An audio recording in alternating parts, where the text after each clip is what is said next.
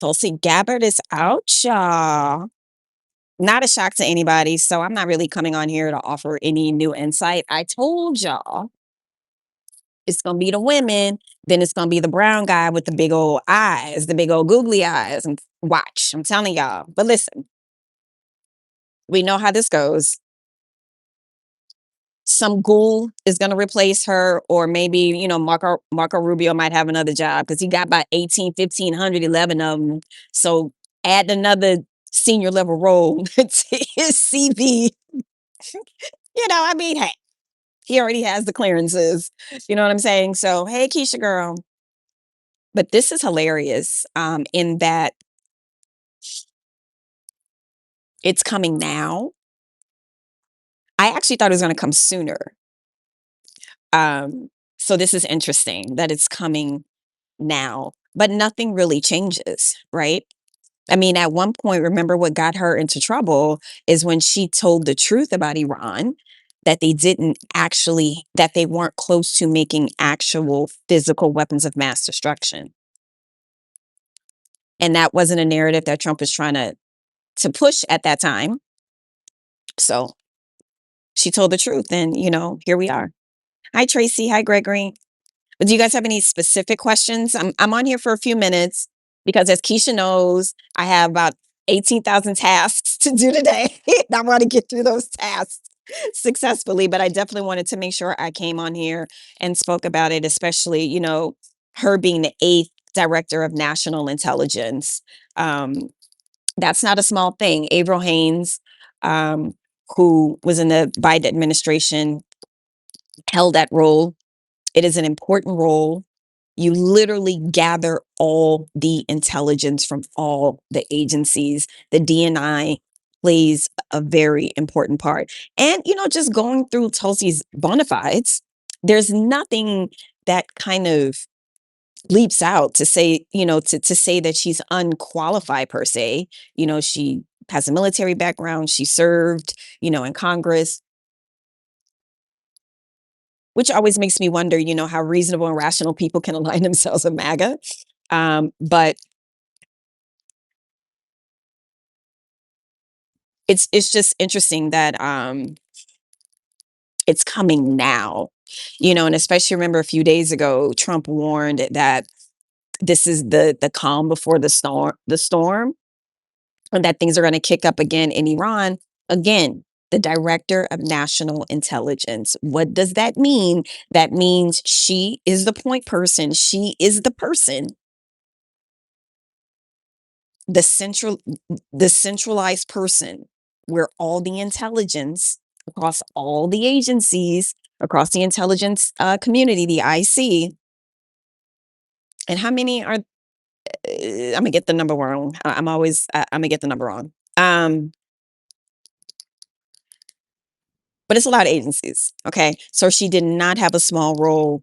It is an important role. And I'm laughing and kind of kikiing about, will Marco Rubio get yet another job? But here's the thing about that, just giving things to Marco Rubio. What that says to me is this administration doesn't take these roles seriously. I don't think that they do. I think that they could run the entire country like the way Trump ran his business, like him and a few other folks. I genuinely think that. I think they can run the country with just Trump's ideas. And then there are a few people that go outside and execute those ideas. They have zero respect for the institutions. They have zero respect for process. They have zero respect for the institutions that hold up democracy. They have no respect for any of it. So their idea about small government isn't necessarily about reducing Americans' reliance on the government more than, in MAGA's world, I think in their view, small government means Trump and a few people. This is where we are with this. This is what's becoming more and more clear. Yeah, they don't take any of it seriously. It's Trump and a few people. That's scary. It's Trump and a few people, and those few people, including Netanyahu, those people, including Saudi Arabia. It's definitely not people who are trained, people who have expertise. They got rid of the Middle East specialists, right? There's just so many people and departments that this administration has dismantled on purpose. So there are no guardrails.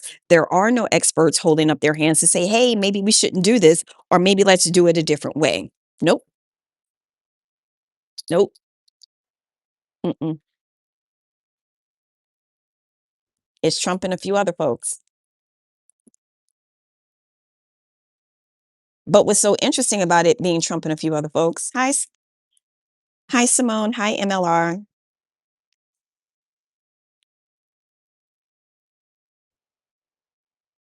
because he wants to do things like the $1.8 billion for the insurrectionists. You have serious people in the room, they don't feel a way about that. There are people who genuinely believe in law and order. This administration absolutely does not. Because how are you going to sit up there with a straight face and give insurrectionists money when the real police officers who put their lives on the line, and it's documented, it's on film, you're going to just say, oh, well, you know why? Because he's building his own little army, y'all. He's paying loyal street soldiers. I need people to understand this. ICE is one kind of um, paramilitary arm, if you will.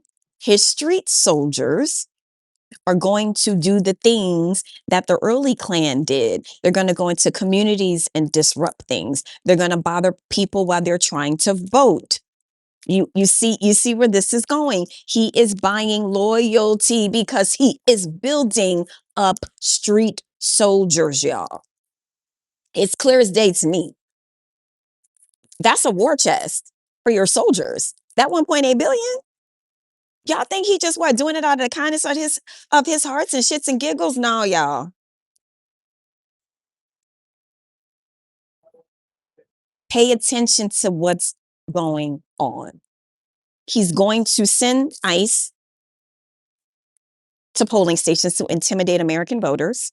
We've seen this. Our parents seen it. Our grandparents have seen it. And those street soldiers, aka the latest version of the Klan, that 1.8 billion, hey Emily, that 1.8 billion for his street soldiers, that's a war chest. That's it's not just a high five for like, hey guys, great job. No. I come on here and tell y'all all the time, one thing that you could never, ever, ever forget about Donald Trump. That man is trying to stay out of jail, and he will do anything to achieve that goal. Now, you can't have Tulsi Gabbard outside talking about, well, actually, Iran actually isn't close to developing physical material weapons. No, she got to go. She wasn't on narrative, so she has to go. Now, what ghoul is going to come in and replace her? Who knows? They might even just kind of try and sunset that role, period. Because again, like I just said a few minutes ago, they do not respect the institutions. They do not respect processes. They do not respect professionals and experts. Donald Trump and the people around him really think they are the smartest ones in the room and that they can get the job done without help. This $1.8 million, Tulsi Gabbard leaving, this gearing up for this next iteration of shenanigans that's about to happen in Iran, it's all connected. It's all connected. And I don't want to scare people. I just want to inform people, especially folks who are in communities that are vulnerable. And that's pretty much all of us at this point. All of our communities are vulnerable. Black community, women, Jewish community, all of our communities are vulnerable. Why is Trump really paying these insurrectionists, these criminals, $1.8 million. I'm writing a Substack about it. I'm trying to finish it up because I remember what Lincoln. Well, not remember. I wasn't here when Lincoln said what he said, but as a political scientist, those walls written on the Lincoln Memorial about insurrection, that matters.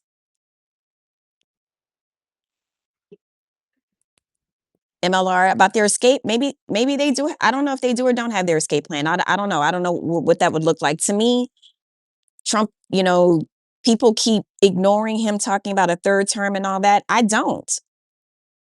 I do not. His escape plan is to continue to hold this country hostage so he can stay out of jail. His escape plan is to try and stay president of the United States for as long as he can. Because that man knows he's going to jail. Even more so with all the blanket corruption, all the money that his family has made. And these are find outable things. There are receipts. Listen to what I am saying so I can get back to doing all the things I got to do before Keisha start hitting me up. Donald Trump is trying to stay out of jail at all costs, by any means necessary. Tulsi Gabbard, maybe she was behind the scenes trying to be the grown up in the room. Who knows? This $1.8 billion for the street soldiers, telling Americans that he's going to deploy ICE at voting centers, gearing up for another round in Iran, Cuba. All of it is connected, y'all. All the dots are connected, and it's not leading us to anywhere that benefits Americans. None of this benefits us. If anything, people are scared and confused. Stability is constantly being challenged, and human beings, we need stability. Americans, we are used to stability. We're not used to operating like this. It behooves us to have a boring president who just goes about the work of the presidency. We are living in constant, and I mean constant, chaos on purpose. It's meant to keep us tired. It's meant to keep us frazzled. It's meant to keep us constantly emotional.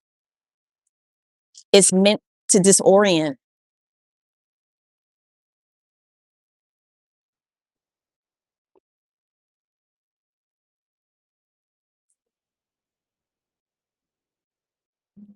Sorry, folks, got a phone call. Anyhow, I'm gonna leave it there. I just wanted to come on and to say a few things. I definitely do need to get back to the work. But look, check out for my Substack later on today. It's going to be about the $1.8 billion to the insurrectionists. And on Nola Haynes is not a spy, Harry Dunn was my first guest. So this is an issue that I care a great deal about, not just because Harry was my first guest, and I genuinely care about the Capitol Hill police officers, but as a national security person, I care about what's happening in my community. I care about how it's being decimated. I care about um, how trust is being eroded. And I care about what is all of this going to look like in 28. What is the cleanup going to look like, right? What is this country going to look like after another round of Trump? So all these things are connected, y'all. That's all I want to really, really say. Connect the dots, and I don't mean in some sort of conspiracy way. It's all there. Connect the dots, y'all. That man will do anything to stay in office. All right, I gotta go.